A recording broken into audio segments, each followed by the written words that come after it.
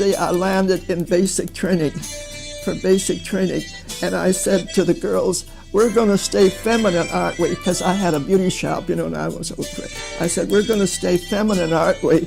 And this is the way we looked 2 hours later, because they didn't have any women's coats for us, so they had to use the men's coats.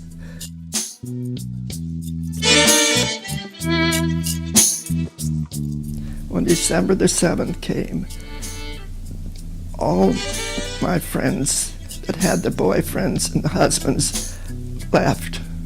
There were rumors that the Army was going to accept women, and the Army would only take the older women, the women that had been in business, waitresses, hairdressers, and teachers. We were the test case. We were only known as auxiliary. We were not in the regular Army yet. So they chose us as the very first group of women coming from that area.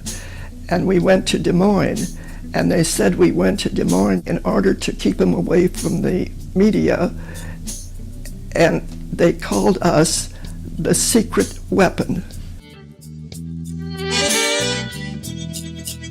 First one was a very sad one. I was in Eagle Pass Army Air Base at an AT-6 flying school. All boys, 18 years of age, 300 at a time, coming in for basic training. And I was a crash photographer along with the photographer and so forth. And we'd take their pictures as they would come on the field. And then when there was a casualty, I'd have to go and pull that negative and enlarge it for the family. Can you imagine the sadness?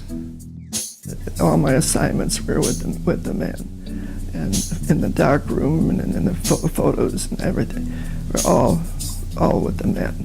The comradeship of the service, it was just one of those things that it was a beautiful feeling.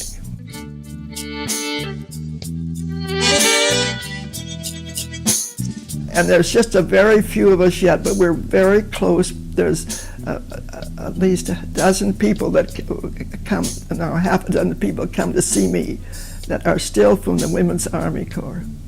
Isn't that interesting? And there were hundreds, and now there's none. So that's life goes on. But I think I'm glad I lived in the era that I lived. I guess I liked adventure. I guess I was an adventurer. This is Joe Mantegna.